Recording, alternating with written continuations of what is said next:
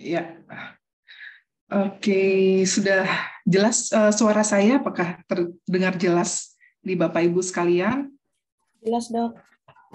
Jelas, ya, baiklah.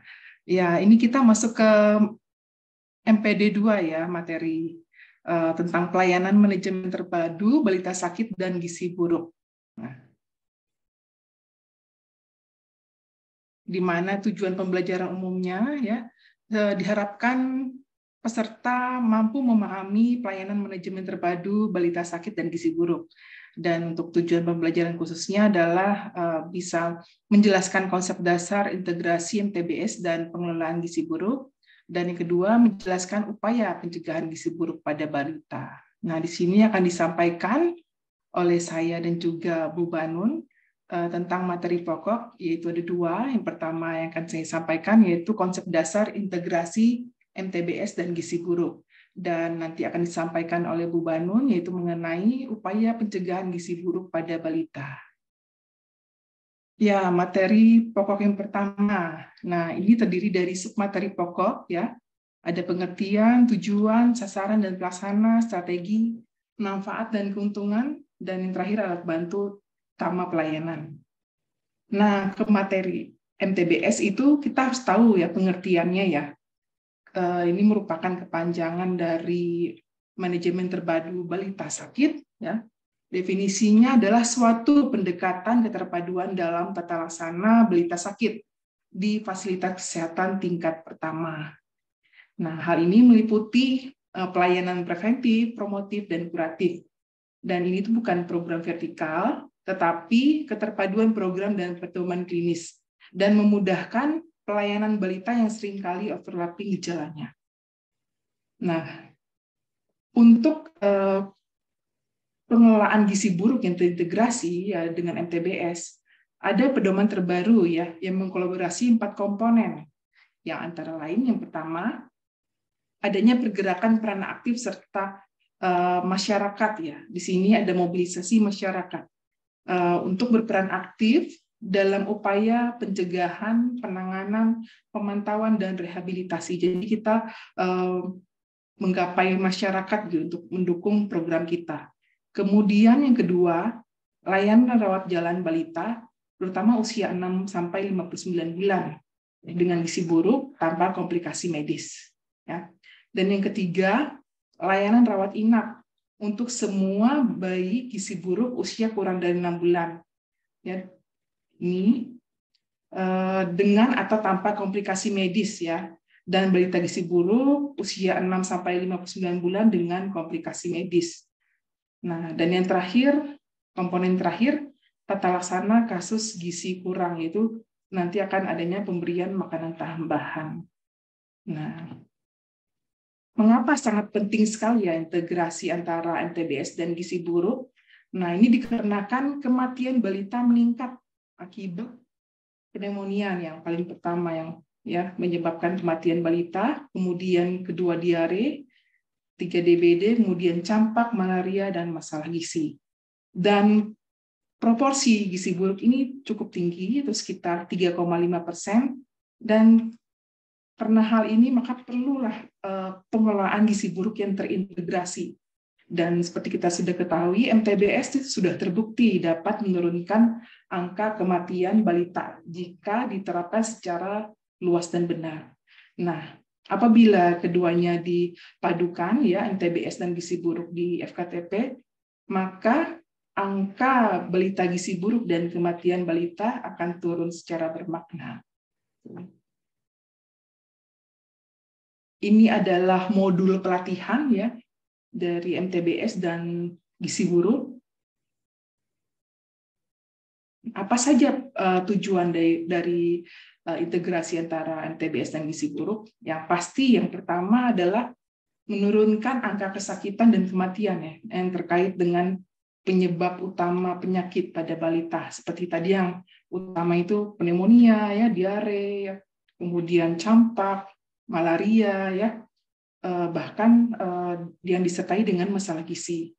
Yang melalui peningkatan kualitas pelayanan kesehatan di unit rawat jalan, fasilitas kesehatan dasar. Kemudian kedua, bertujuan memberikan kontribusi terhadap pertumbuhan dan perkembangan kesehatan balita. Jadi balita sakit itu tidak hanya melulu kita pikirkan penyakitnya, tetapi kita perlu memikirkan bagaimana pertumbuhan dan perkembangannya. Kemudian tujuannya memperbaiki tata laksana kasus pada balita sakit, ya, atau kuratif, dengan aspek gizi, ya, imunisasi dan konseling, yaitu berupa promotif dan preventif. Seperti kita ketahui, untuk balita, ya, atau anak-anak itu tidak hanya sakitnya saja, tapi kita harus perhatikan gizinya bagaimana, apakah imunisasinya lengkap atau tidak. Kemudian jangan lupa untuk kita konseling orang tuanya. Dan tujuan yang terakhir adalah dapat menangani secara fokus penyakit anak yang merupakan penyebab utama kematian dan kesakitan balita, yang sepertinya sudah dipaparkan, ya, beberapa penyakit tersebut. Nah, sasarannya siapa saja, ya, pelayanan MTBS dan gizi buruk? Ya, terutama anak balita, ya, usia 0 sampai 5 tahun. Ya, yang terbagi menjadi dua. Yang pertama yaitu balita umur 2 bulan hingga 5 tahun yang sakit. Kemudian bayi umur kurang dari 2 bulan, ya, atau kita sebut bayi muda yang sakit dan sehat. Kemudian khusus untuk penata laksanaan gizi buruk itu dibagi menjadi 3. Yang pertama untuk umur 6 bulan sampai 5 tahun, yang kedua untuk umur lebih dari 6 bulan dengan berat badan kurang dari 4 kg, dan yang ketiga untuk umur kurang dari 6 bulan. Nah, siapa saja pelaksana MTBS dan gizi buruk? Ya, tim, ya, yang terdiri dari dokter, perawat, bidan, dan nutrisionis atau dietitian yang sudah mengikuti pelatihan MTBS dan gizi buruk, ya, yang sesuai dengan kompetensi dan kewenangannya masing-masing. Nah, tentu saja kita harus tahu nih strateginya untuk integritas antara pelayanan MTBS dan gizi buruk ini. Ya, pertama, dia meningkatkan keterampilan petugas kesehatan dalam tata laksana kasus, ya, terutama kasus-kasus yang penyakit yang penting tadi. Kemudian meningkatkan akses dan cakupan maksimum untuk pelayanan balita gizi buruk, ya, dengan mendekatkan pelayanan MTBS dan gizi buruk ke masyarakat. Lagi-lagi kita melibatkan masyarakat. Kemudian meningkatkan, ya, penemuan kasus secara dini dengan harapan bila ditemukan penemuan kasus secara dini maka penanganannya juga akan cepat dan juga tepat dan menghindar adanya komplikasi yang lebih berat. Kemudian strategi yang berikutnya yang memperbaiki praktik keluarga dan masyarakat dalam perawatan di rumah dan pola pencarian pertolongan. Jadi di sini kita kembali ke masyarakat lagi untuk mengedukasi masyarakat bagaimana perawatan balita sakit maupun gizi buruk, ya, dan bagaimana mencari pertolongan ke vaskes terdekat. Kemudian perawatan sampai balita sembuh yang harus kita fokuskan ini. Balita sembuh, ya, baik dari segi penyakitnya dan juga tumbuh dan perkembangannya. Oke. Nah, manfaat bagi program, ya. Di sini ada program, ya, masing-masing ada ISPA, DIAR, HIV, manfaatnya yang diperoleh, maka ada keterpaduan, ya, untuk tata laksana kasus ini, ya. Nakes menjadi lebih terampil juga, ya. Dan kemudian untuk imunisasi akan mengurangi missed opportunities, jadi akan menjangkau balita-balita yang kemungkinan berisiko untuk miss opportunity, sehingga kita akan mengurangi angka miss opportunities of imunisasi ini. Kemudian untuk malaria dan DBD maka akan memperbaiki penanganan kasus, tata laksananya lebih tepat, ya, cepat, ya. Kemudian untuk program gizi maka akan manfaat yang diperoleh yaitu konseling pemberian makanan atau menyusui dan dapat memperbaiki penanganan gizi buruk, ya. Kemudian untuk pengobatan maka akan manfaat yang diperoleh, pemberian obat akan menjadi lebih rasional, ya, dan baku sesuai dengan tata laksana yang ada. Dan untuk program peningkatan mutu, maka akan manfaat yang diperoleh adalah pedoman tata laksana balita sakit dan bayi muda yang jadi terstandar gitu ya, sesuai dengan secara se-Indonesia gitu. Kemudian untuk promosi kesehatan ya, dan manfaat yang diperoleh akan dapat mencari pertolongan kesehatan secara tepat ya. Oke. Nah, di sini keuntungan pelayanan MTBS yang terintegrasi dengan gizi buruk. Ya, yang pastinya kualitas pelayanan akan meningkat ya. Kemudian adanya optimalisasi ya dan pendayagunaan nakes. Kemudian ya hampir sama ya tadi ya, rasionalisasi pemakaian obat, hemat biaya ya. Hemat biaya ini ya misalnya rawat inapnya mungkin menjadi lebih pendek, kemudian komplikasinya juga minimal ya. Kemudian rujukan kasus tepat waktu ya. Jadi rujukan kasusnya itu tidak sampai pasien itu atau anaknya dengan gizi buruk atau yang sakit itu menjadi lebih berat gitu. Kemudian keuntungan yang lainnya adalah akan terjadi peningkatan pengetahuan ibu dalam perawatan anak di rumah ya. Jadi orang tua yang tadinya tidak tahu atau masyarakat yang tadinya mungkin pendidikannya kurang ya, dengan adanya program ini maka yang tidak tahu bagaimana perawatan anaknya akan menjadi tahu ya. Kemudian perbaikan perencanaan dan manajemen kesehatan ya, ini pasti ya, karena semua yang dihasilkan oleh MTBS dan gizi buruk ini sangat berguna untuk tenaga kesehatan ya, baik itu juga untuk pasien dan juga untuk masyarakat di sekitarnya. Nah, apa saja alat bantu utama pelayanan MTBS dan gizi buruk? Nah, di sini yang pasti adalah MTBS yang utama dulu ya. Ini ada buku bagan MTBS. Nah, di sini ada formulir pencatatannya ya, terbagi menjadi 2, yaitu berdasarkan usia ya 2 bulan sampai 5 tahun dan usia kurang dari 2 bulan. Oke. Kemudian, nah, strategi kunci untuk meningkatkan kesehatan anak itu melalui pelayanan MTBS dan gizi buruk ini terdiri dari 4 komponen ini ya, kuncinya. Ya, pasti manajemen balita sakit, kemudian perbaikan gizinya atau kita harus tahu status gizinya, dan juga imunisasi ya, itu penting sekali. Kemudian pencegahan berbagai penyakit termasuk gizi buruk dan promosi tumbuh kembang. Jadi keempat ini akan bersinergi, maka akan meningkatkan kesehatan anak. Nah, mengapa pencegahan gizi buruk pada balita itu sangat penting untuk terintegrasi ke dalam MTBS ya, dan perlu dipahami oleh setiap tenaga kesehatan.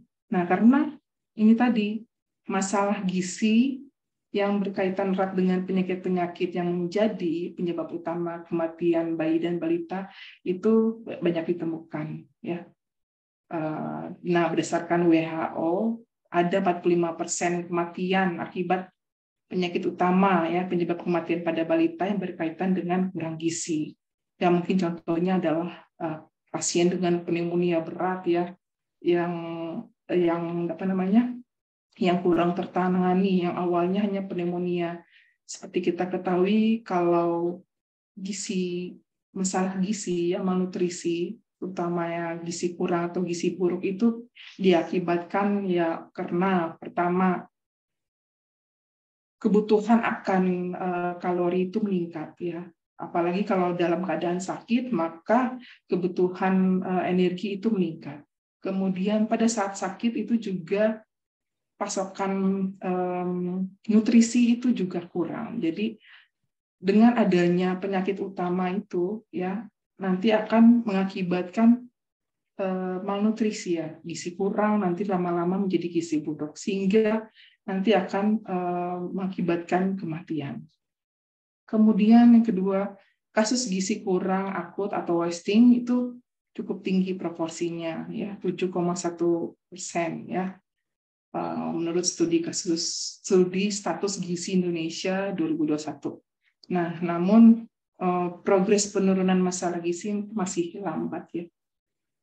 Nah, yang ketiga itu masih ditemukan gizi buruk severe wasting dengan proporsi yang tinggi ya, 3,5% ya menurut Riskesdas 2018. Nah, karena ini semua sehingga pemerintah berkomitmen untuk melakukan penanganan gizi buruk yang terintegritas dengan MTBS. Ya. Oke, ya sekian materi pokok yang pertama. Selanjutnya materi pokok 2 yang akan disampaikan oleh Mbak Banu. Ya, terima kasih Dr. Nancy. Izin saya share screen aja sendiri. Oke. Di close dulu ya. Terima kasih.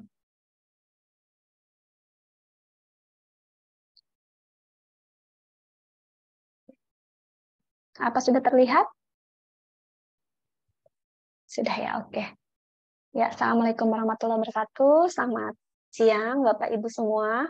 Di sini saya melanjutkan materi yang sudah disampaikan oleh Dr. Desi, yaitu tentang materi pokoknya upaya pencegahan gizi buruk pada balita.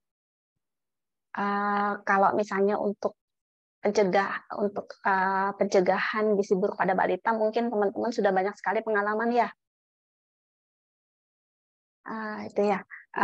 Di sini ada 5 sub materi pokok. Yang pertama adalah prinsip pencegahan, kemudian yang kedua itu pencegahan gizi buruk pada bayi kurang dari 6 bulan, kemudian pencegahan gizi buruk pada bayi 6-5 tahun, kemudian pemantauan pertumbuhan balita dan tindak lanjut balita yang beresiko gizi buruk.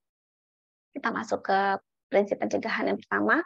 Jadi kalau misalnya kita mau supaya gizi buruk itu tidak terjadi, ya kita harus melakukan deteksi dini ya. Jadi sedini mungkin kalau misalnya ada balita yang bermasalah, atau misalnya ada remaja yang memiliki masalah gizi, atau ada ibu hamil yang memiliki masalah gizi, itu cepat kita tangani, maka kejadian terjadinya masalah gizi itu akan tidak terjadi begitu ya, atau presentasi terjadinya masalah gizi itu tidak akan tinggi. Nah, jadi yang pertama, penyiapan kesehatan dan status gizi ibu hamil dilakukan sejak masa remaja. Selanjutnya, saat usia subur. Nah, jadi yang pertama itu adalah pencegahan pernikahan dini dan kehamilan pada remaja. Kalau kita lihat di Kalimantan Tengah ini termasuk presentasi pernikahan dini ya. Pernikahan dini termasuk lumayan tinggi ya, kalau misalnya di Indonesia, Kalimantan Tengah termasuk tinggi. Nah, kalau misalnya kehamilan pada remaja ya atau pernikahan dini usianya masih belum cukup umur gitu, kemudian dia hamil, berisiko sekali terjadinya masalah gizi pada ibu hamil. Jadi kalau masalah gizi pada ibu hamil yang sering kita temui mungkin kek ya, kurang energi kronis, kemudian anemia pada ibu hamil. Tuh. Jadi kalau ibu hamil yang kek, ibu hamil yang anemia, itu beresiko sekali melahirkan bayi-bayi yang nantinya beresiko stunting ya. Jadi misalnya melahirkannya kurang bulan, prematur, atau misalnya melahirkannya matur, cukup bulan tapi berat badan lahirnya rendah. Kemudian bisa juga ibunya, masalah di ibunya sendiri juga, ibunya sendiri bisa perdarahan begitu ya. Jadi sangat banyak sekali masalah yang terjadi akibat terjadinya pernikahan dini dan kehamilan pada remaja. Nah, kita juga harus, kalau misalnya saat ini kan kita punya program nih yang baru ya, ada program apa tuh yang setiap hari Jumat yang barusan kita kemarin launching. Nah, itu terkait dengan konsumsi tablet tambah darah. Nah, konsumsi tablet tambah darah ini diberikan pada remaja putri untuk mencegah anemia pada remaja, kemudian diberikan juga kepada ibu hamil. Nah, begitu. Supaya misalnya pada ibu hamil diberikan tablet tambah darah itu minimal 90 tablet. Tapi kalau memang bisa, sepanjang kehamilan itu kita berikan tablet tambah darah tersebut. Kemudian penting juga kita perhatikan higien dan sanitasi personal dan lingkungan. Karena kalau misalnya seseorang sering sakit begitu ya pada saat hamil, beresiko juga untuk mempengaruhi status gizi anak dalam kandungan. Nah, saat ini juga ada konseling pranikah ya, kerjasama dengan Kemenak begitu ya, dari KUA. Nah, ini penting juga untuk kita sama-sama memastikan untuk orang yang mau menikah, yang sudah mau TTD sama kita, mau suntik gitu ya, suntik untuk mau menikah itu harus sudah melakukan konseling pranikah. Kemudian pencegahan tadi terkait dengan konsumsi makanan seimbang nantinya, sama peningkatan kepesertaan KB. Kemudian ada upaya peningkatan kesehatan dan status gizi pada ibu hamil.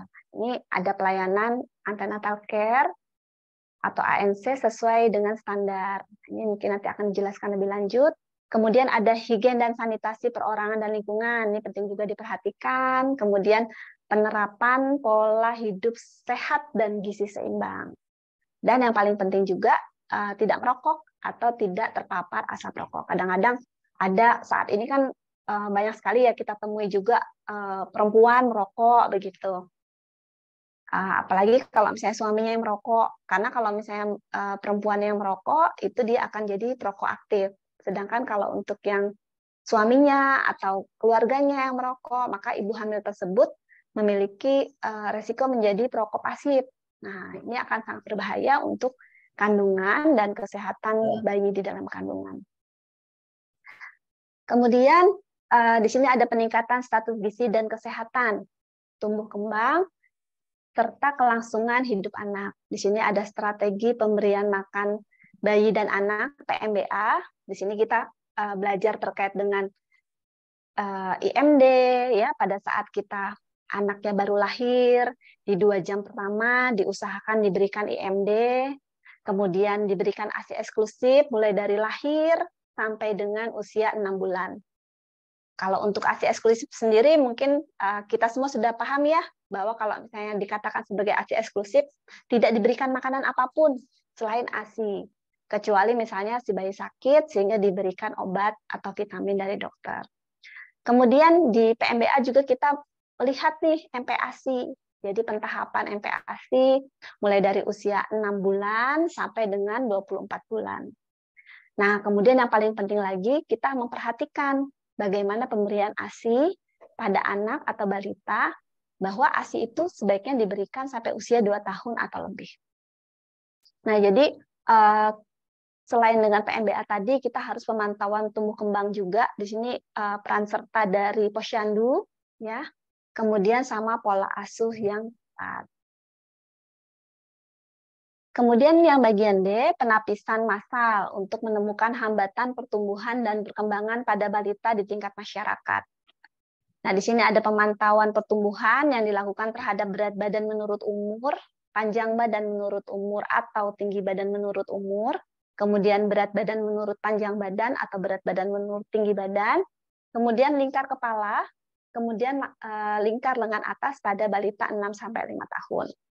Nah, ini hasil pengukuran ini minimal ada 1, 2, 3, 4 ya minimal biasanya ya, ditambah 5 untuk lingkar kepala, itu bisa diplot pada grafik pertumbuhan, kemudian dicatat pada buku KIA, agar diketahui status pertumbuhannya. Jadi kalau misalnya buku KIA ini pentingnya bagaimana sih? Oh, ternyata buku KIA ini bukan untuk melihat status gizi ya.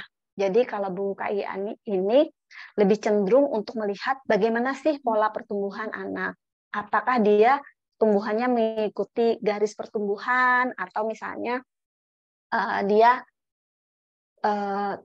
di bawah untuk bulan selanjutnya dia turun dari garis pertumbuhan atau misalnya naik terlalu tajam. Nah, itu bisa jadi masalah atau penanda bahwa balita tersebut memiliki resiko gizi. Nah, yang selanjutnya perhatian khusus pada bayi dan balita dengan faktor resiko kekurangan gizi. Nah, di sini ada balita atau bayi yang memiliki faktor resiko kekurangan gizi. Ini kita bisa lihat nih dari bayi yang lahir dari ibu yang kek. Jadi ibu-ibu hamil pada saat kehamilannya itu lingkar lengan atasnya kurang dari 23,5 terus gitu ya selama kehamilan, itu beresiko sekali untuk menderita masalah gizi. Atau misalnya ibunya masih remaja, masih muda banget, masih belasan tahun begitu. Atau bayinya prematur, berat badan lahir rendah, bayi kembar, di mana kalau bayi kembar beresiko sekali berat badan lahirnya kurang dari 2,5 kilo. Kemudian lahir dengan kelainan bawaan. Nah, ini perlu kita perhatikan. Kemudian balita dengan infeksi kronis atau akut berulang dan adanya sumber penularan penyakit dari dalam atau luar rumah. Jadi bayi atau balita yang sering sekali sakit, bulan ini sakit, bulan depan sakit, bulan depannya sakit, ini beresiko sekali bayi tersebut akan memiliki masalah gizi kemudian hari. Kemudian balita dari keluarga dengan status sosial ekonomi kurang.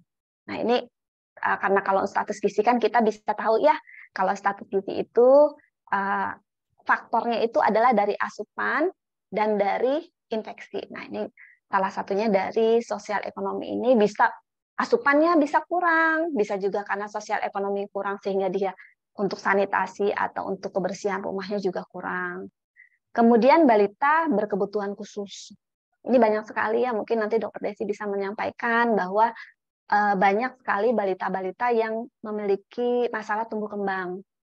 Jadi dia tidak bisa menelan, gangguan saraf sehingga tidak bisa memasukkan makanan ke dalam mulut begitu. Jadi banyak sekali kendalanya pada balita-balita ini sehingga sangat berisiko juga untuk balita-balita ini mengalami masalah gizi. Kemudian balita di lingkungan yang terkendala akses air bersih dan atau higien dan sanitasi yang buruk. Nah, ini penting juga kita perhatikan. Jadi teman-teman, Bapak Ibu, kita sambil lihat lingkungan kita, bagaimana sih balita-balitanya, apakah masuk di faktor risiko ini. Kalau masuk di faktor risiko ini, kita harus jaga-jaga nih, takutnya bayi atau balita tersebut akan memiliki masalah gizi di kemudian hari. Kemudian penting juga kita lihat dukungan program terkait, kan kalau misalnya untuk masalah gizi itu nggak bisa kita dari kesehatan saja. Jadi memang harus lintas sektor, semua, kalau misalnya kita ada di wilayah pedesaan, di situ ada kepala desa, ya. Kalau misalnya ada di kelurahan, ada aparat kelurahan. Kemudian ada juga kayak ibu PKK, begitu ya. Banyak sekali. Kemudian kalau misalnya ada perusahaan, begitu, jadi bisa bekerja sama dengan perusahaan, karena biasanya dari perusahaan tuh ada dana-dana yang bisa kita pakai untuk membantu program kesehatan. Ini juga dukungan lintas sektor, sama ya. Kemudian perhatian khusus untuk baduta yang rentan mengalami masalah gizi. Nah, untuk baduta, kenapa sih kita harus penting sekali ke baduta? Karena baduta ini di usia 2 tahun ya, jadi 1000 hari pertama kehidupan, itu akan sangat mempengaruhi masa depannya. Jadi kalau misalnya di baduta tersebut memiliki masalah gizi atau beresiko masalah gizi dan cepat kita tangani, maka masalah gizi itu tidak akan berlanjut di selanjutnya begitu. Dan resiko-resiko yang akan terjadi di kemudian hari pada saat dewasa itu tidak akan mudah terjadi pada baduta tersebut. Nah, yang kedua, pencegahan gizi buruk pada bayi usia kurang dari 6 bulan. Nah, di sini pencegahan jangka pendeknya yang tadi ya ada IMD. Jadi kalau baru lahir, usahakan sekali kita sebaiknya itu sebelum ibunya melahirkan, kita sudah memberikan edukasi terkait dengan pentingnya IMD. IMD itu penting banget sih untuk ibu, untuk bayi. Apa sih pentingnya? Kita sampaikan kepada ibu hamil sehingga mereka termotivasi. Yang pertama kan kalau mereka tahu, kalau sudah tahu mereka punya motivasi untuk ada keinginan nih untuk nanti pada saat melahirkan langsung bisa melakukan IMD. Kemudian memberikan ASI eksklusif. Ibu, keluarga, orang tua, nenek, kakek, siapapun yang berada di lingkungan ibu hamil atau ibu menyusui itu penting sekali untuk mengetahui bahwa penting sekali fungsi ASI eksklusif ini untuk mencegah bayi mengalami masalah gizi. Kemudian pemantauan pertumbuhan, nah ini tadi yang biasanya kita lakukan di posyandu. Cuman kalau misalnya kondisinya posyandunya tidak bisa, mungkin kita bisa teman-teman Bapak Ibu bisa koordinasi dengan kayak sekolah-sekolah penitipan begitu ya, atau misalnya dimanapun yang di situ ada sekelompok bayi atau balita yang berkumpul, nah itu kita bisa coba bekerja sama sehingga kita bisa melakukan pemantauan. supaya juga kalau misalnya gizi kan ada kepentingan ya untuk meningkatkan cakupan di EPPGBM. Nah, itu bisa salah satu triknya. Jadi tidak hanya fokus ke posyandu, tapi memang penting sekali kita untuk mengaktifkan posyandu. Tapi untuk selama masih belum, kita bisa coba bekerja sama dengan klinik-klinik swasta atau misalnya dengan tempat apapun yang di situ berkumpul bayi dan balita. Kemudian pemeriksaan neonatal esensial juga penting sekali untuk melakukan pencegahan gizi buruk pada bayi usia kurang dari 6 bulan. Sama pemeriksaan balita sakit atau MTBS. Nah, jadi kalau misalnya kita lihat ada gangguan pertumbuhan dan atau perkembangan, atau misalnya terjadi penyakit atau kelainan bawaan, harus segera kita rujuk supaya tidak berlama-lama ada masalah gizi. Nah, kemudian faktor risiko gizi buruk pada bayi kurang dari 6 bulan yang sering kita temui. Ini mungkin teman-teman, Bapak Ibu juga sering menemuinya bahwa banyak bayi-bayi yang dilahirkan dengan berat badan lahir rendah. Kemudian bayi yang lahir sebelum waktunya. Kalau misalnya bayi lahir sebelum waktunya, kemungkinan besar maka berat badannya akan rendah ya. Kurang dari yang seharusnya begitu. Dan juga bisa jadi tinggi badannya juga kurang dari yang seharusnya, sehingga bayi-bayi yang prematur ini akan memiliki faktor resiko terjadinya stunting ya di kemudian hari. Kemudian penyakit atau kelainan bawaan, ini penting juga kita perhatikan. Kemudian pola asuh yang tidak menunjang proses tumbuh kembang bayi dan gangguan kesehatan ibu setelah melahirkan. Jadi kalau ibu-ibu, sering kita dengar ibu-ibu yang habis melahirkan kurang dukungan dari keluarganya, kemudian memiliki masalah sehingga dia tidak bisa mengasuh anaknya dengan baik, dengan pola asuh yang baik begitu ya. Jadi akan berisiko juga untuk bayinya di kemudian hari. Nah, di sini upaya pencegahan gizi buruk pada bayi usia kurang dari 6 bulan, di sini adalah upaya peningkatan kesehatan ibu dan anak dalam paket pelayanan 1000 hari pertama kehidupan atau 1000 HPK. Jadi mulai dari konsepsi, kemudian proses kehamilan 9 bulan, sampai dengan usia anak 2 tahun. Nah, ini penting sekali kita perhatikan. Kemudian pencegahan gizi buruk pada balita usia 6-5 tahun. Nah, tadi kita sudah ngomongin di usia kurang dari 6 bulan atau 1000 hari pertama kehidupan, itu lebih ke ASI eksklusif ya kalau sampai 6 bulan. Nah, kalau 6 bulan ke atas itu kita yang paling penting ada tadi PMBA. Jadi tentang pemberian makanan sesuai dengan rekomendasi. Bagaimana sih makanan bayi di usia 6-9 bulan, dari 9 bulan sampai 11 bulan, kemudian dari usia 1 tahun sampai 24 bulan. Itu bagaimana? Berapa besar yang harus mereka konsumsi, berapa porsinya, ya, berapa banyak, berapa kali frekuensinya, bagaimana teksturnya. Ini teman-teman penting sekali ya ilmu ini. Jadi kita sebagai tenaga kesehatan, boleh gizi, dokter, bidan atau perawat itu penting untuk mengetahui materi tentang PMDA karena sangat menunjang. Kemudian yang penting juga adalah pencegahan penyakit infeksi. Jadi asupan makanannya sudah baik, kemudian kita cegah lagi penyakit infeksi. Nah, kalau kita lihat di sini ada kebutuhan gizi sepanjang usia. Jadi kalau kita lihat ada usia nih dari lahir sampai usia 18 tahun. Ternyata kebutuhan dari usia lahir sampai 6 bulan itu sudah terpenuhi 100% dari ASI saja. Jadi kalau misalnya nanti orang tua mau memberikan ASI, bagaimana caranya supaya ASI tersebut bisa mencukupi 100%. Jadi itu ada caranya. Jadi misalnya ada durasinya, bagaimana ASI itu rasanya itu sudah habis begitu ya, sehingga bayi pada saat menyusui dia mendapatkan ASI awal dan ASI akhir, di mana kalau ASI awal itu dia mendapatkan protein, kemudian sampai ASI akhir bayi itu mendapatkan lemak. Jadi lengkap nutrisinya.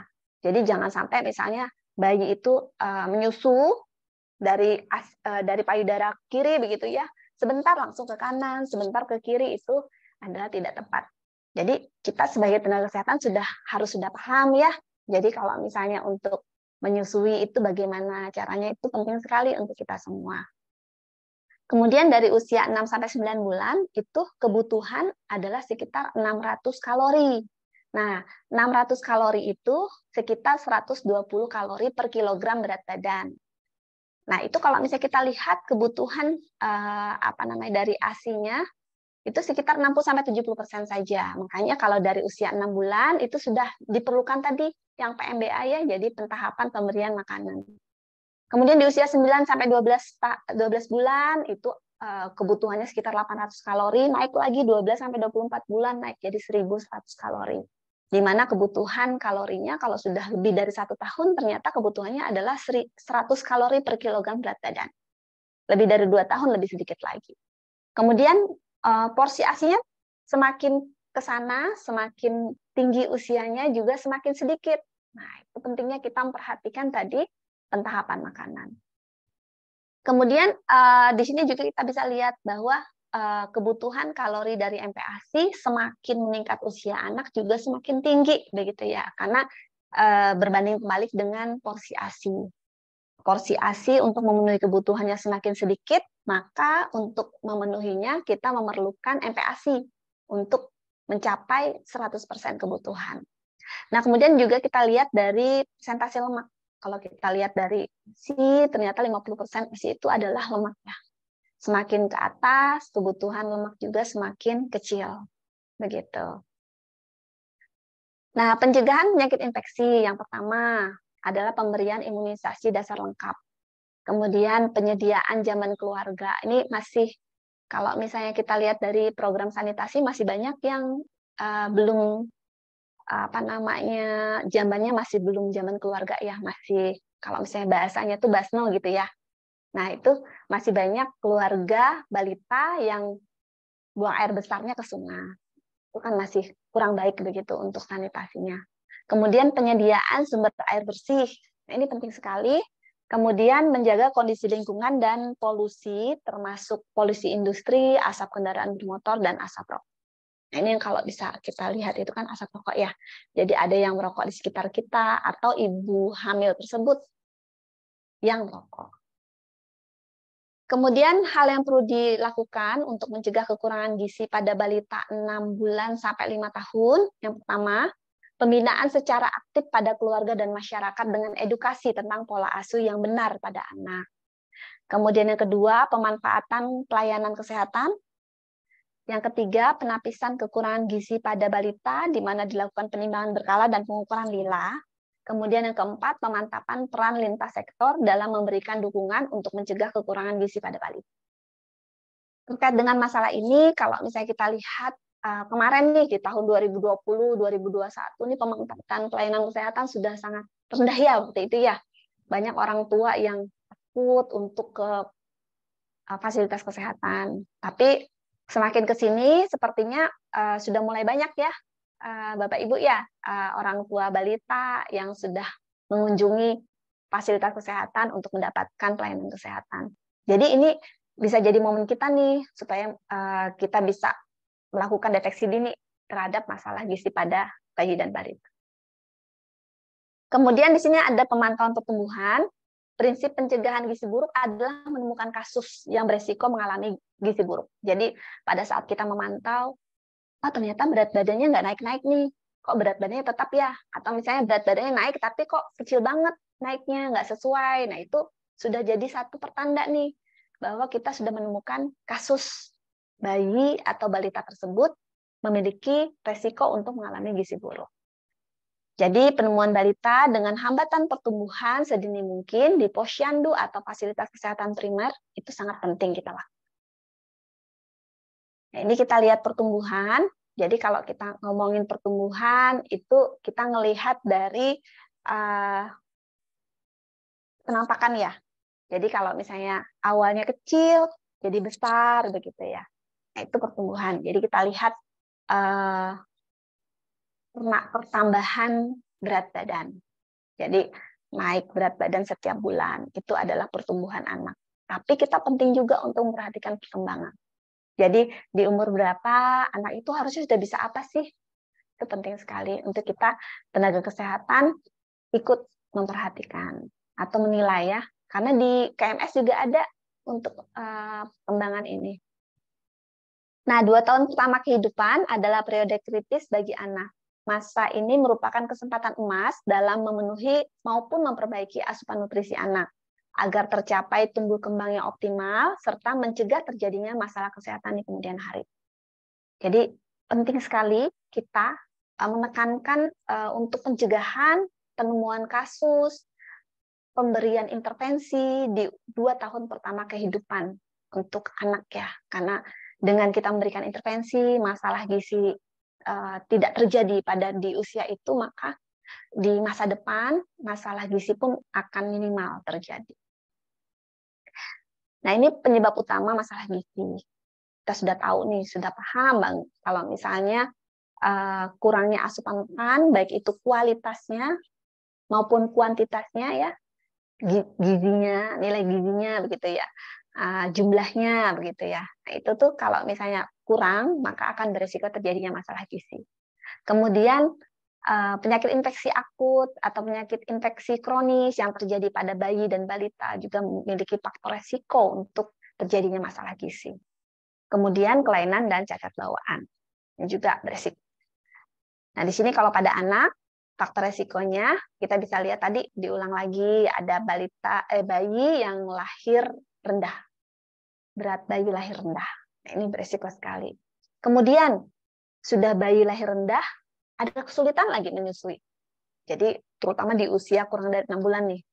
Kalau kita ketemu bayi yang memiliki kesulitan dalam proses menyusui, harus segera kita tangani. Karena ini berisiko sekali, karena untuk usia di bawah 6 bulan, SI adalah makanan utama untuk bayi tersebut. Kemudian menderita sakit infeksi, baik akut maupun kronik, kelainan kongenital, terlambat memperkenalkan makanan padat. Jadi kalau misalnya di usia 6 bulan, ternyata masih diberikan isi saja. Di usia 9 bulan harusnya sudah bisa makan bubur begitu ya, baru diberikan makanan saring. Ternyata sampai usia 1 tahun.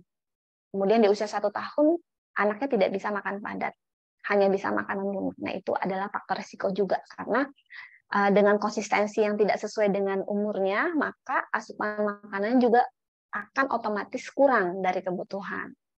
Kemudian pemberian makan menurut umur yang tidak adekuat tadi, baik kualitas maupun kuantitas. Untuk ibu sendiri, ibu yang memiliki gangguan kesehatan, kurang gizi, ya, atau misalnya kesehatan mentalnya juga bermasalah, maka akan mengaruhi pola asuh pada anak. Ibu yang masih remaja, masih kurang ilmu mungkin ya, atau kurang pengalaman, atau yang tidak dia sudah remaja nih, terus tidak juga didampingi oleh orang yang berpengalaman, juga beresiko. Ibu yang terpapar asap rokok, baik itu aktif maupun pasif, dan ibu bekerja, ternyata memiliki faktor resiko terjadinya hambatan pertumbuhan. Kemudian faktor ekonomi, ada akses ke fasilitas kesehatan yang sulit. Jadi di suatu wilayah yang fasilitas kesehatannya jauh, nah itu punya resiko juga. Karena anaknya tidak terpantau akhirnya untuk pertumbuhan dan perkembangannya. Kemudian kesehatan lingkungan dan praktek kebersihan diri yang tidak optimal, ini juga beresiko. Nah, ini teman-teman kalau misalnya sebelumnya, mungkin di sini sudah ada yang pernah ikut laksana gizi buruk yang sebelumnya, ada yang sudah pernah?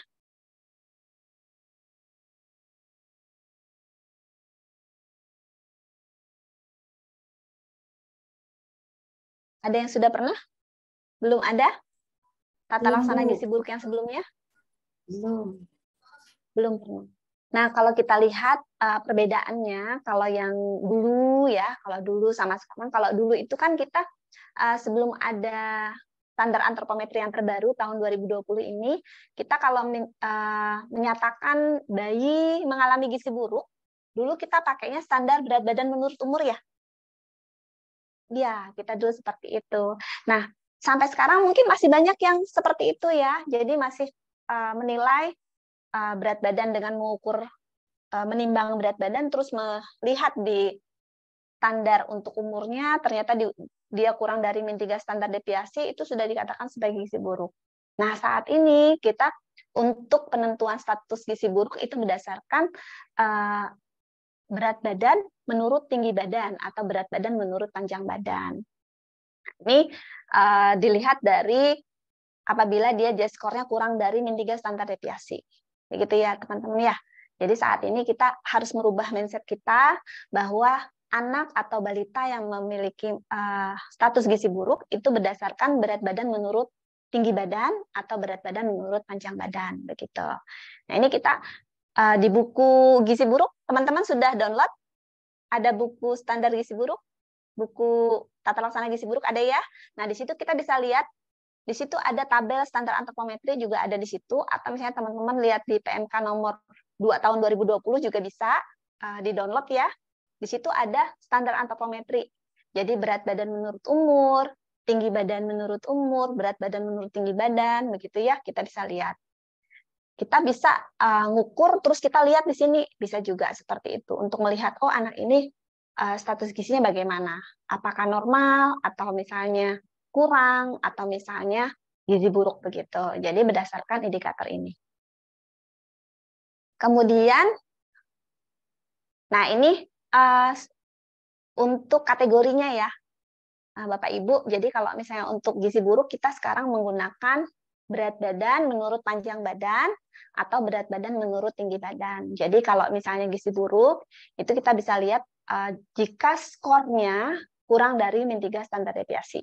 Kalau dulu kita berdasarkan berat badan menurut umur ya. Jadi untuk saat ini kita menggunakan indikator baru yang ini. Begitu. Nah, untuk menentukan status gizi berdasarkan antropometri, di sini biasanya kita menggunakan minimal itu 4 ya. Jadi ada berat badan menurut umur, tinggi badan menurut umur, berat badan menurut tinggi badan, ada IMT per U, ini hampir sama ya, dengan berat badan menurut tinggi badan, sama lila. Begitu, jadi kita harus lihat. Status gizi balita ditentukan berdasarkan plotting indeks berat badan menurut panjang badan atau berat badan menurut tinggi badan untuk anak laki-laki dan perempuan pada grafik pertumbuhan WHO 2006. Grafik tersebut terdapat pada buku KIA, jadi buku yang saat ini teman-teman pegang di Puskesmas itu berdasarkan WHO tahun 2006. Nah, alat antropometri terdiri dari alat timbang berat badan, alat ukur panjang atau tinggi badan, dan pita ukur dikar lengan. Nah, ini harus diperhatikan, teman-teman ya. Kalau teman-teman kan kadang-kadang alat ukurnya sudah lama ya di Puskesmas. Jadi penting sekali kita melakukan kalibrasi. Jadi kalau misalnya kayak berat badan, timbangan berat badan, itu kita bisa melakukan kalibrasi dengan batu timbang.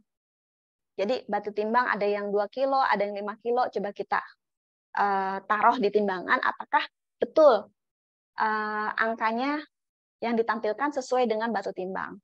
Begitu. Kemudian untuk alat ukur panjang badan atau tinggi badan, itu kalau untuk panjang badan biasanya ada seperti kayu begitu ya, panjangnya 50 sama 100 cm.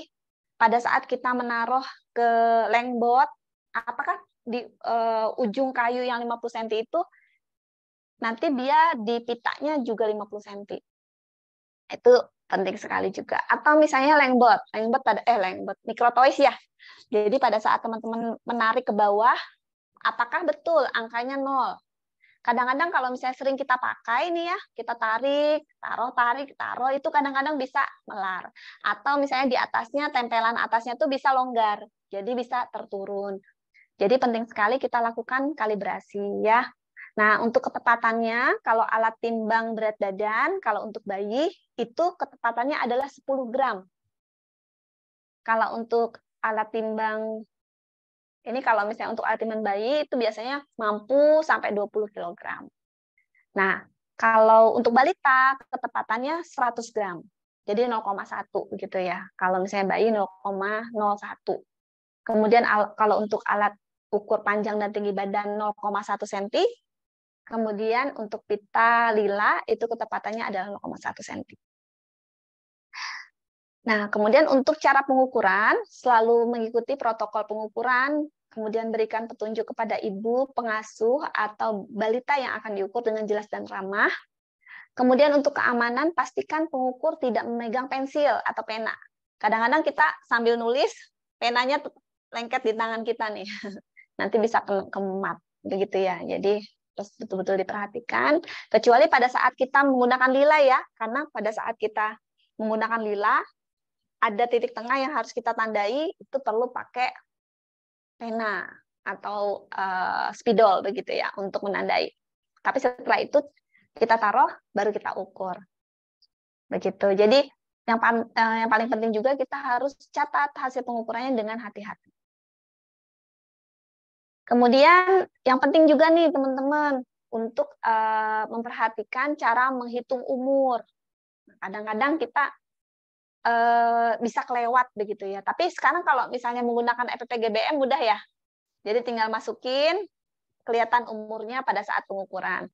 Tapi kalau misalnya pada saat kita tidak memegang program itu, kita harus memperhatikan bahwa kalau pengukuran umur itu kita menggunakan 1 bulan penuh ya.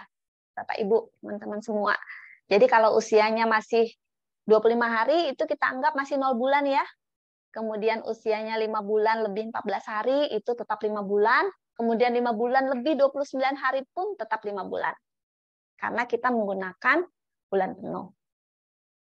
Nah, untuk langkah menghitung umur anak, ini kita cukup menuliskan adalah tanggal kunjung dulu. Jadi tanggal kunjung, kemudian di bawahnya tanggal lahir, baru kita kurangin jadi tahun, misalnya tahun 2018 ya, lahirnya tahun 2016, jadi 2 tahun, kemudian tanggal kunjungnya bulan 9, tanggal lahirnya bulan 4, dikurangin jadi 5 bulan, kemudian tanggal kunjungnya 19, tanggal lahir tanggal 5, itu 14. Jadi totalnya 2 tahun, 5 bulan, 14 hari. Tapi karena 14 harinya ini tidak dihitung, jadi 2 tahun, 5 bulan saja. 2 tahun itu 24 bulan, kemudian 5 bulannya itu ditambah ya, dari 24 ditambah 5, itu 29 bulan. Jadi sisa hari tidak diperhitungkan. Nah, ini ada, sempat enggak? Ini ada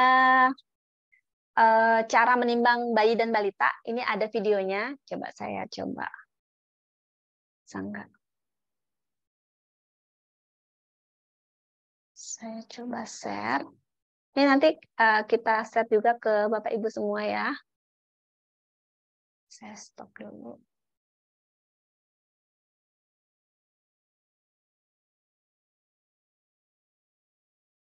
Kita coba.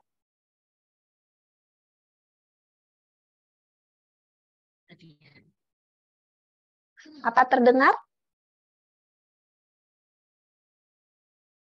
Ya, terdengar, Mbak Nunung. Nggak ada Nggak suara. terdengar. Iya, Bu. Ya.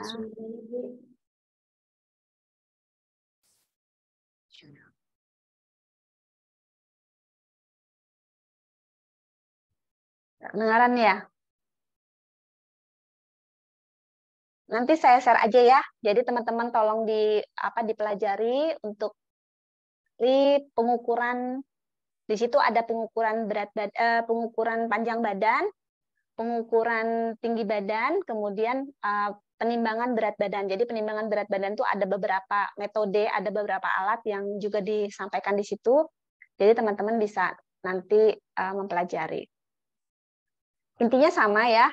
Jadi diperhatikan itu adalah kalibrasinya tadi. Ini sudah share kembali, kelihatan?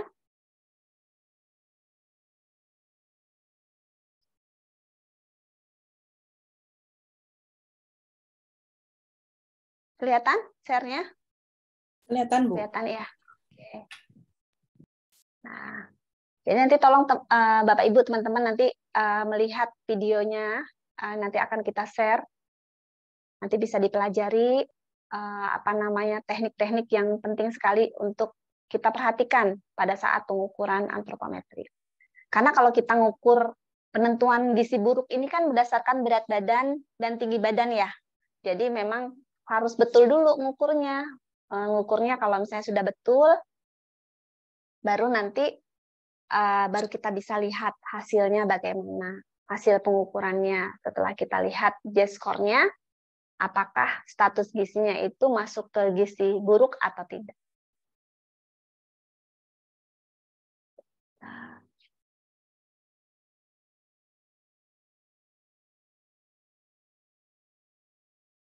Nah, ini cara pengukurannya ya. Cara ngukur panjang badan atau tinggi badan anak usia kurang dari 2 tahun. Kalau kurang dari 2 tahun, kita ngukurnya menggunakan langbot ya. Jadi sebaiknya dengan posisi berbaring terlentang. Tapi kadang-kadang ada anak usia sudah 1 tahun ke atas begitu, nggak mau diukur dengan cara terlentang. Jadi maunya berdiri begitu. Yang seperti ini kasusnya, teman-teman bisa menambahkan ya sekitar 0,7 cm untuk panjang badannya.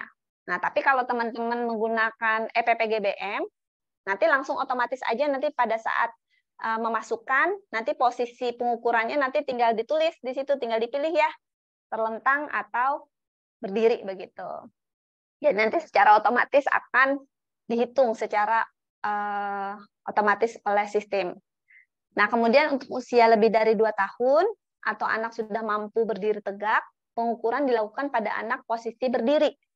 Nah, tapi ada juga nih anak-anak yang usianya lebih dari 2 tahun mungkin mengalami masalah tumbuh kembang, sehingga tidak bisa berdiri, maka pada anak tersebut kita ukur dengan cara berbaring.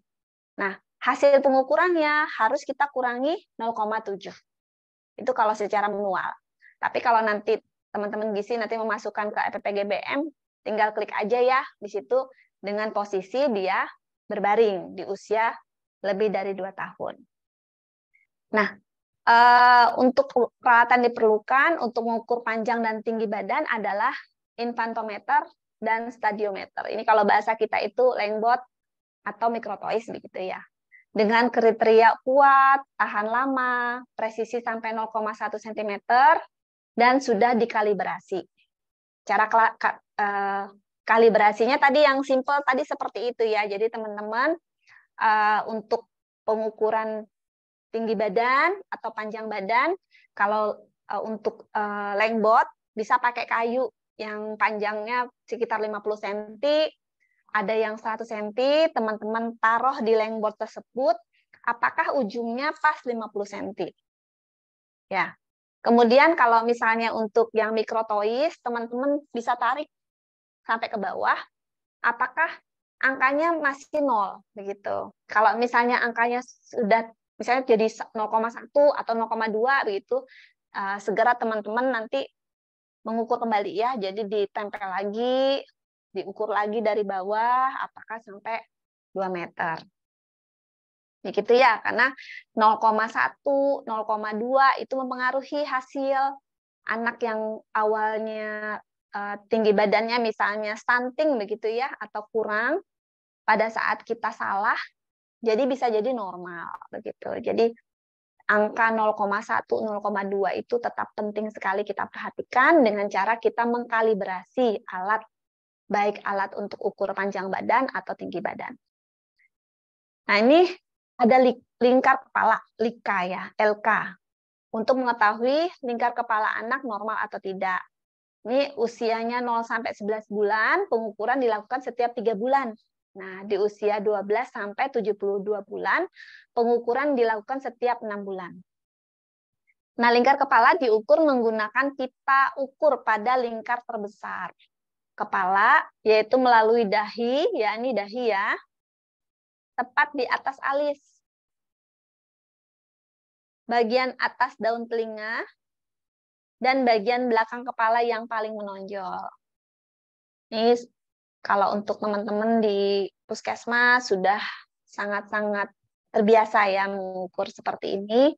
Jadi penting sekali kita lihat presisinya ya, posisinya. Kalau misalnya kita sudah biasa, kadang-kadang tuh yang detail-detail itu kadang nggak terperhatikan lagi. Nah itu kita bisa sambil belajar kembali, memperhatikan kembali titik-titik penting ya untuk pengukuran. Jadi posisinya di atas alis, di atas telinga, sama yang paling menonjol begitu di belakang kepala. Nah, itu kemudian kita masukkan ke grafik ini ya. Kalau misalnya dia ada di posisi hijau, itu maka normal. Kalau posisinya ada di atas, maka kemungkinan besar terjadi makrosefali atau lingkar kepalanya lebih dari normal. Kalau ternyata di bawah, maka bisa terjadi mikrosefali atau lingkar kepalanya kurang dari normal. Ini penting sekali kita plot di grafik. Untuk yang laki-laki warna biru, yang perempuan warna pink ya. Nah, kemudian cara mengukur lingkar lengan atas usia 6-59 bulan.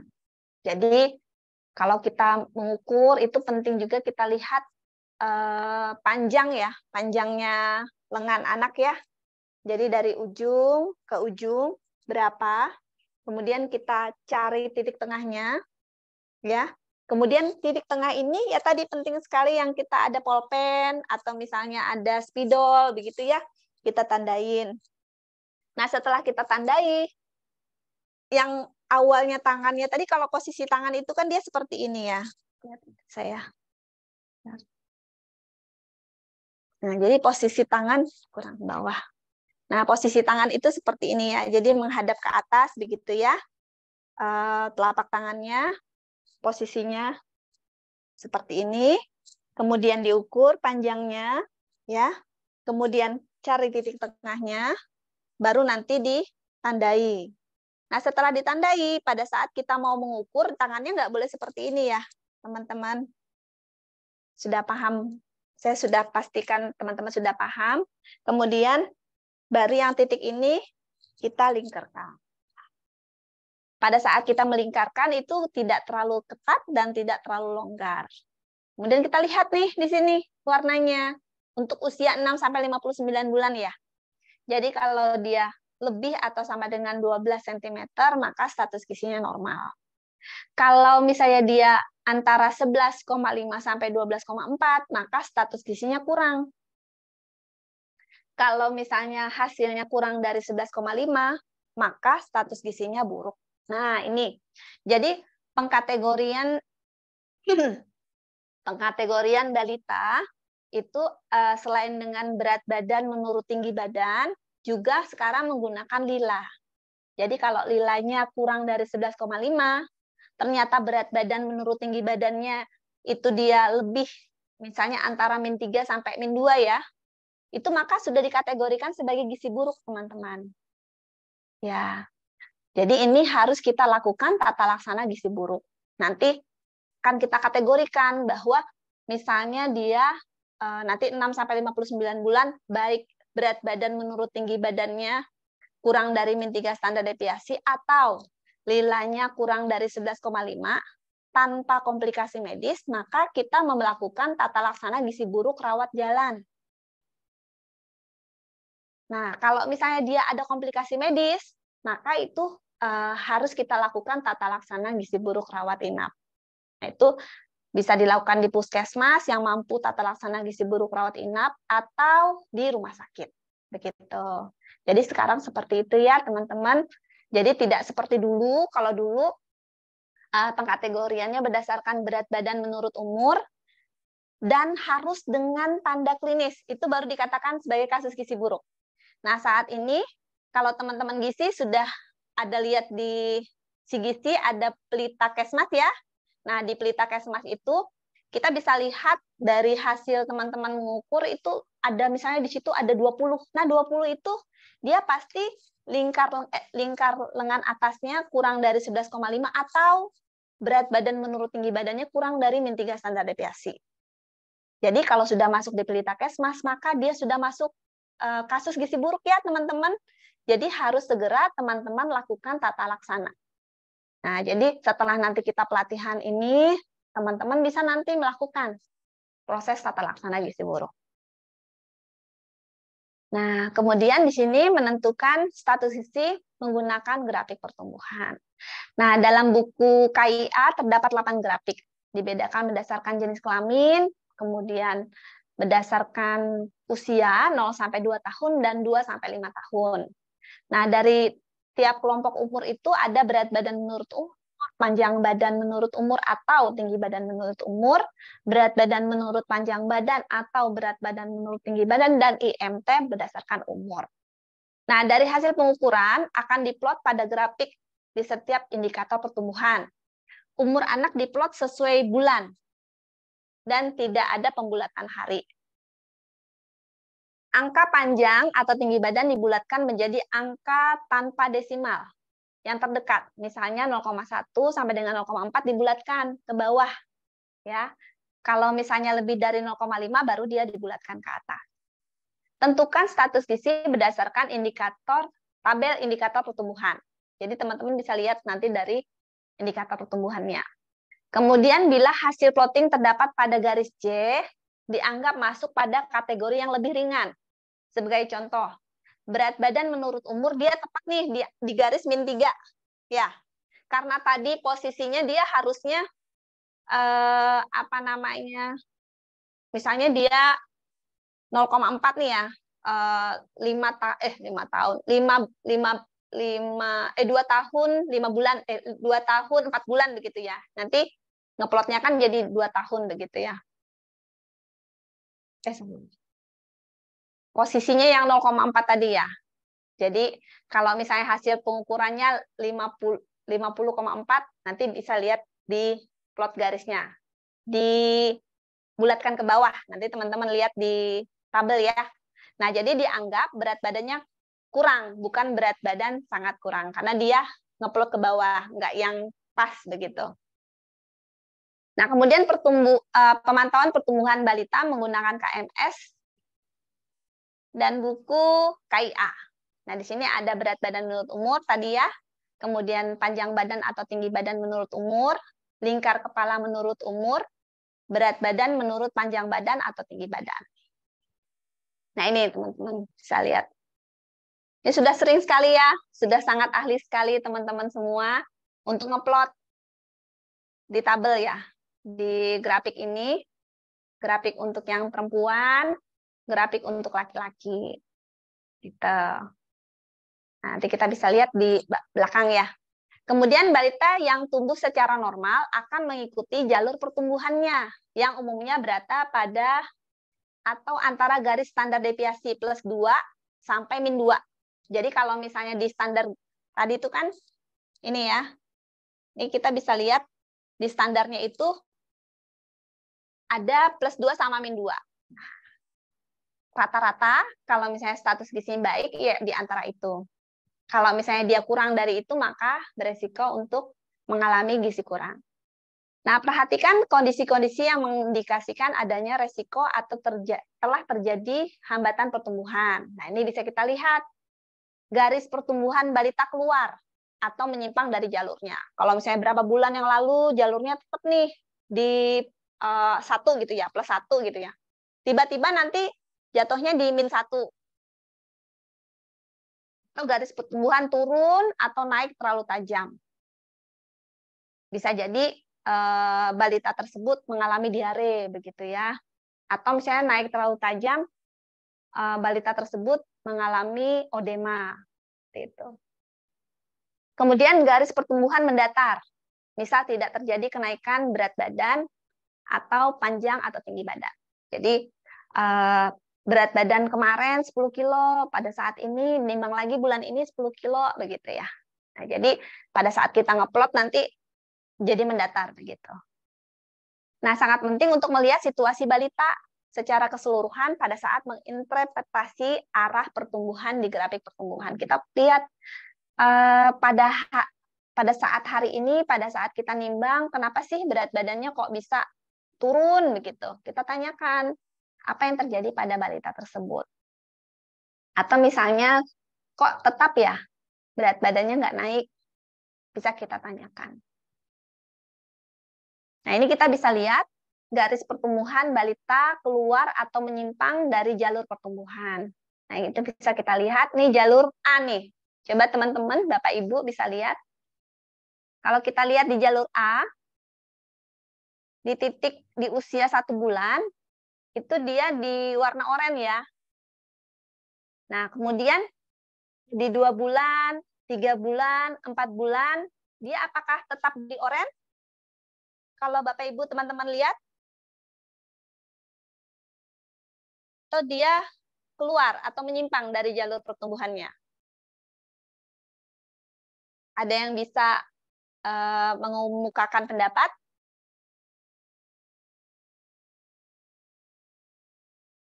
Untuk jalur A. sesuai dengan jalur pertumbuhan, dokter. Untuk jalur A. Masih jalur ya. Oke, terima kasih Bu Dokter. Kemudian sekarang kalau jalur B, Bu Dokter sekalian. Menurut Bu Dokter bagaimana? Kalau jalur B sudah mulai menyimpang. Sudah keluar ya. Jadi dia sudah menyimpang dari jalur pertumbuhannya. Nah, untuk jalur A sama jalur B ini kita bisa lihat bahwa untuk balita yang ada di jalur B memiliki faktor resiko untuk terjadinya masalah gizi di kemudian hari. Nah, ini harus yang kita perhatikan dan kita lakukan intervensi. Nah, sekarang kita lihat di sini. Garis pertumbuhan balita keluar atau menyimpang dari jalur pertumbuhannya. Nah, kita bisa lihat nih. Di awal balita tersebut ditimbang masih di jalur hijau. Kemudian dia ditimbang kembali nih.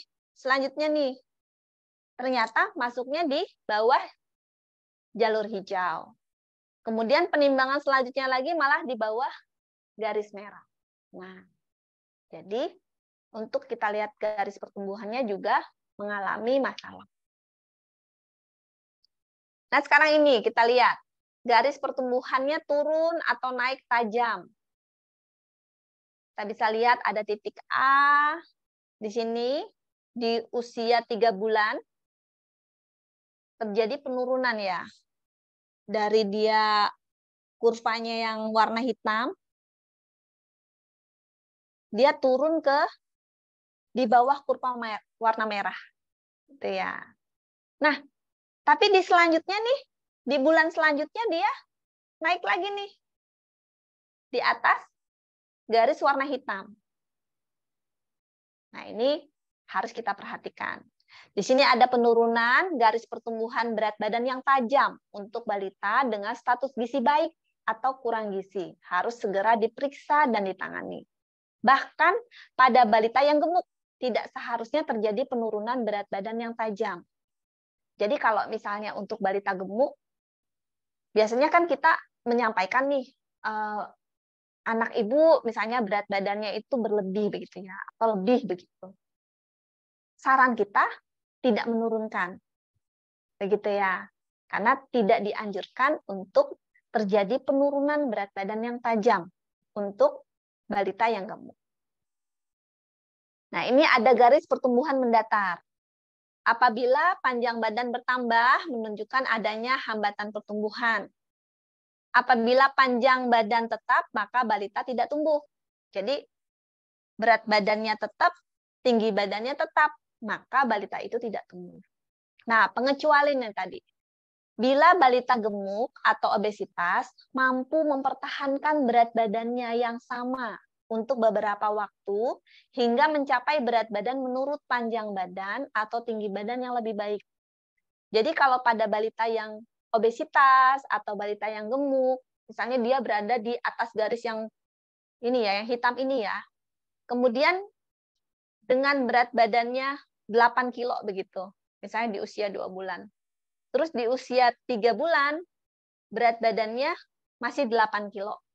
Nah, itu masih bisa kita tidak menyatakan bahwa dia itu memiliki masalah gizi, begitu ya. Karena dia masih masuk. Tapi kita kalau misalnya ternyata itu terus-menerus terjadi, tetap seperti itu tidak naik-naik, sedangkan usianya nambah, ya, maka balita tersebut juga beresiko mengalami masalah gizi.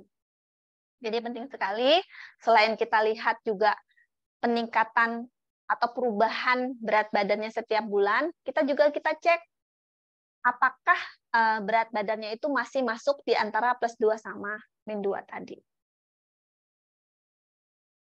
Nah, ini contoh di samping menggambarkan status pertumbuhan berdasarkan grafik pertumbuhan anak pada KMS.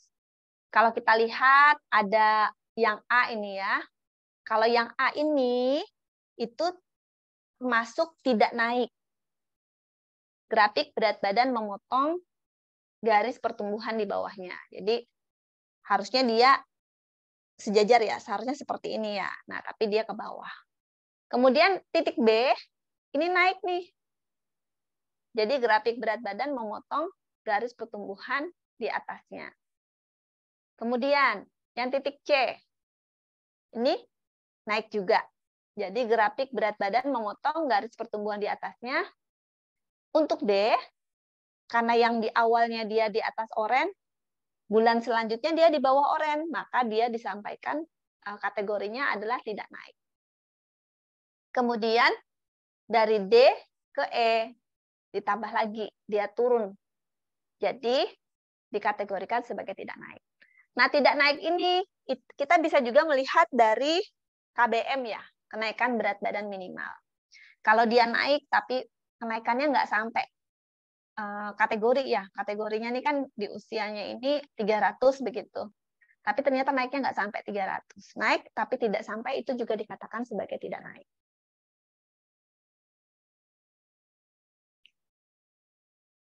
Nah, ini bila balita tidak mendapatkan penanganan yang tepat, termasuk tepat waktu. Jadi pada saat kita mengetahui kok ini berat badannya tidak naik ya, atau tandanya kita tulis T.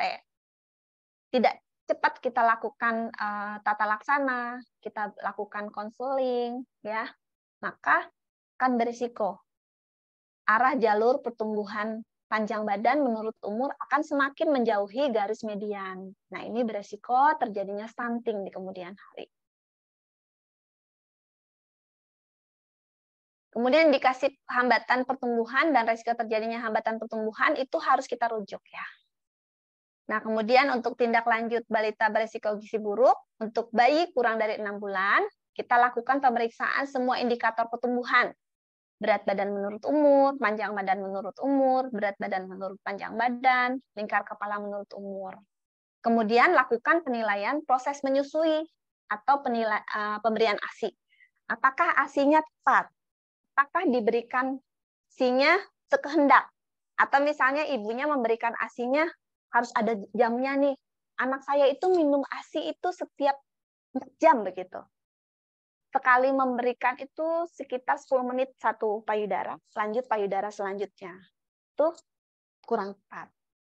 Jadi kita perhatikan, kita tanyakan bagaimana proses menyusuinya, berapa lama durasi memberikan ASI-nya, apakah anak setelah menyusui itu melepaskan payudaranya setelah payudaranya terasa kosong begitu oleh ibu, atau misalnya setelah kosong anaknya masih menyusui kembali, setelah menyusui kembali nggak lama anaknya berhenti, proses menyusui selanjutnya apakah di payudara yang terakhir atau kembali ke payudara awal.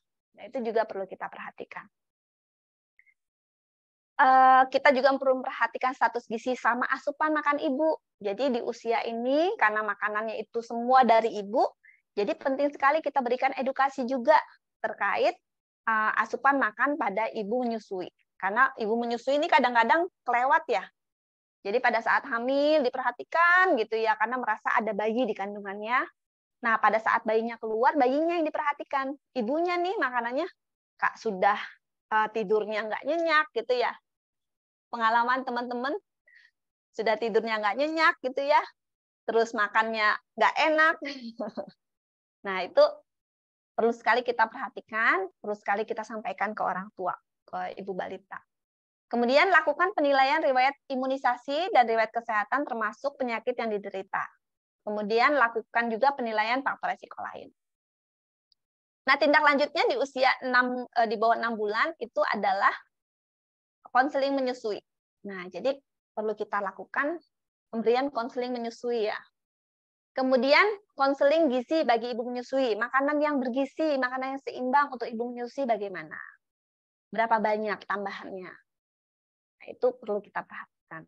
Kemudian rujukan ke program kesehatan terkait imunisasi. Jadi anak-anak di usia ini imunisasinya sudah betul enggak, sudah tepat tidak, sudah diberikan ASI sudah diberikan imunisasi atau tidak. Kemudian konseling stimulasi tumbuh kembang. Kemudian tata laksana gizi buruk bagi balita yang teridentifikasi gizi buruk. Kemudian bila ada penyakit atau faktor resiko, maka lakukan tata laksana penyakit atau faktor resiko sesuai standar. Sama pantau perbaikan masalah pertumbuhan tiap 2 minggu sampai masalahnya teratasi. Nah, sedangkan di usia 6 bulan sampai 5 tahun, ini tetap kita lakukan pemeriksaan semua indikator pertumbuhan, baik berat badan menurut umur, tinggi badan menurut umur atau panjang badan menurut umur, berat badan menurut tinggi badan, lingkar kepala lila. Kemudian yang penting juga kita perhatikan karena ini sudah pentahapan makan ya, jadi kita perhatikan adalah asupan makan. Pola pemberiannya bagaimana? Apakah sudah sesuai? Kemudian termasuk ya Pak. Waktunya tinggal 3 menit lagi untuk sesi yang Oh ya, siap. Siap Pak. Kemudian tetap karena ini posisi di sini masih ada imunisasi, jadi tetap kita nilai riwayat imunisasi sama kita lihat penilaian faktor resiko lain.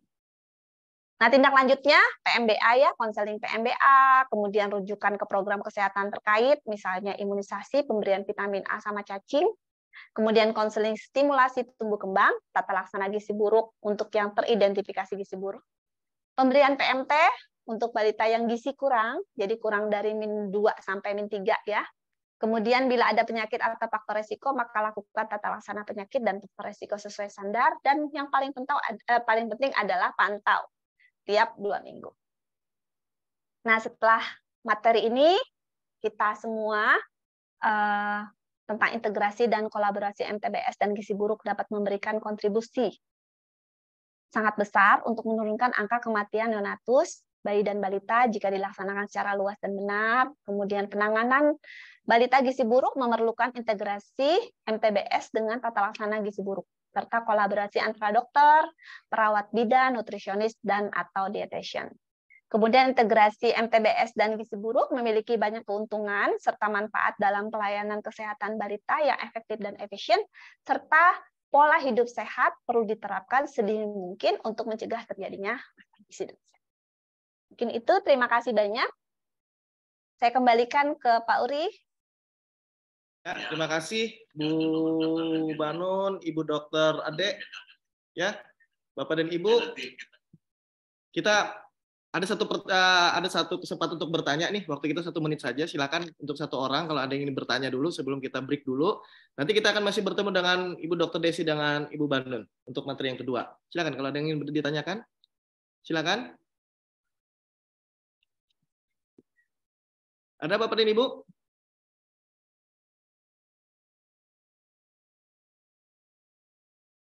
Baik, kalau tidak ada, Bu Dr. Desi ada tambahan dulu sebelum kita break istirahat sebentar, 15 menit.